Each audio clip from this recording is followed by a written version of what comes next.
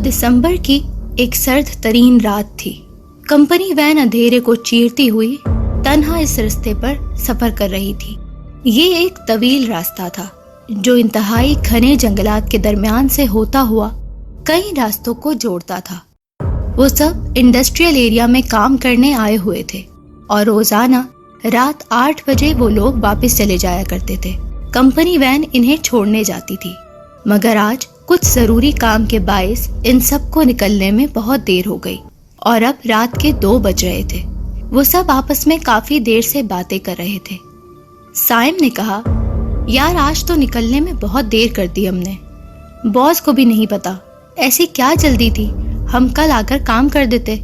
Aruba ने कहा, हाँ मगर हमें कल की छुट्टी भी तो दी गई है। आसिफ इनके दरमियान बोल पड़ा, जी हाँ, मगर इस छुट्टी के बदले हमसे 3 दिन का काम आज ही करवा लिया गया है। निम्रा ने कहा, तुम सब भी अजीब नाशुक्री करते हो। अगर वो काम करवा कर भी छुट्टी ना देते तो हम क्या बिगाड़ लेते। इसी तरह की बातों से वैन का माहौल खुशगवार था कि अचानक ड्राइवर ने गाड़ी रोक दी और इन्हें बताया कि एक बूढ़ा आदमी सड़क किनारे खड़ा इशारे कर रहा है। इन्होंने कहा कि रुककर पूछ लो, क्या पता कोई इमरजेंसी हो। ड्राइवर ने गाड़ी रोक दी और बूढ़े आदमी ने ड्राइवर से कहा कि आगे लैंडस्लाइडिंग की वजह से सड़क बंद है, तुम करीब कच्चे रास्ते से चले जाओ वरना परेशानी होगी। बस ये बोलकर वो बूढ़ा आदमी चल पड़ा। इन्होंने बूढ़े की बात मान ली क्योंकि काफी देर से इस सड़क से कोई और गाड़ी नहीं गुजरी थी।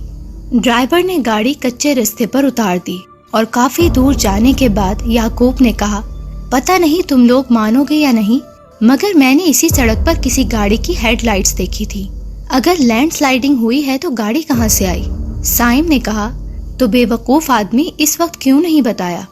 याकूब ने कहा, पता नहीं, मुझे लगा शायद ये मेरा वहम भी हो सकता है, इसलिए नहीं बताई। अभी वो लोग ये बातें कर ही रहे थे कि अचानक सामने जाने वाला कच्चा रास्ता मुकम्मल बंद हो गया। ड्राइवर ने परेशान होते हुए कहा, साहब ये रास्ता तो बंद हो गया है, अब क्या करना है? निम्रा ने कहा, गाड़ी वापस इसी रास्ते पर ले जाएं जहां इस बूढ़े ने हमारे साथ मजाक किया है, या वो कोई पागल भी हो सकता है। ड्राइवर ने गाड़ी रिवर्स की और इसी वक्त एक जोरदार आवाज आई। गाड़ी शायद किसी दरख्त से टकरा गई थी। वो सब बाहर आए, मगर बाहर का मंजर इंतहाई अजीब था। वो हैरानों परेशान खड़े थे। जिस रास्ते से वो आए थे वो मुकम्मल गायब हो चुका था। ऐसा लग रहा था किसी ने इनकी गाड़ी उठाकर दरख्तों के दरमियान रख दी है। यहाँ से वैन निकालने का सवाल ही पैदा नहीं होता था। अरूबा ने डरते हुए पूछा, कहीं आप रास्ता भूल तो नहीं गए? साइम ने कहा, बेवकूफ़ी वाली बात मत करो, यहाँ तो कोई रास्ता नजर ही नहीं आ रहा। लग रहा है हम कोई बड़ी मुसीबत में फंस गए हैं।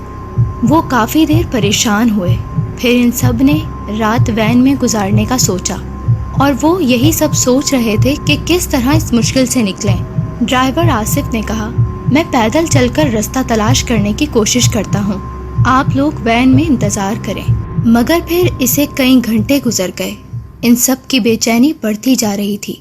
निम्रा ने आखिर खामोशी का सकूत तोड़ा और कहा, मुझे नहीं लगता अब कभी ड्राइवर वापस आएगा। और ये कहकर वो रोने लगी। मुझे लगता है कि हम किसी शैतानी चक्कर में फंस गए हैं। साइम और दूसरे लोगों ने इसे तसल्ली दी और कहा कि अगर वो ना आया तो हम खुद रास्ता तलाश करने जाएंगे। इतने में ड्राइवर वापस आ गया और बोला, मुझे रास्ता मिल गया है। ये सुनकर वो सब बहुत खुश हुए और इसके साथ चल पड़े। याकूब ने कहा, लेकिन आसिफ भाई, रास्ता तो गाड़ी की पिछली सिमत होना चाहिए जहाँ से गाड़ी आई थी, मगर हम तो इसके मुखालिफ सिमत जा रहे हैं। कहीं आप फिर से रास्ता तो नहीं भूल गए?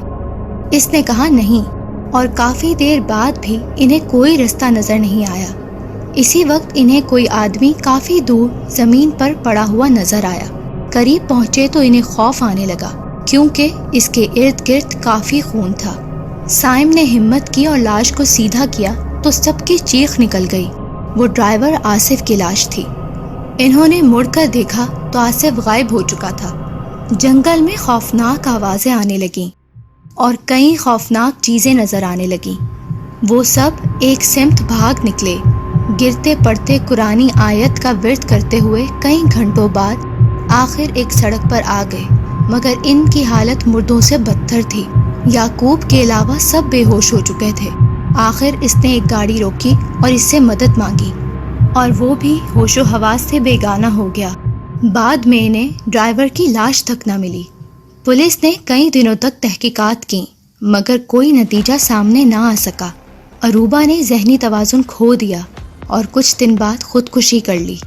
ان سب نے وہ جاب چھوڑ دی اور دوبارہ کبھی اس علاقے کا رخ نہیں کیا۔ خدا جانے وہاں کیا راز پوشیدہ تھے۔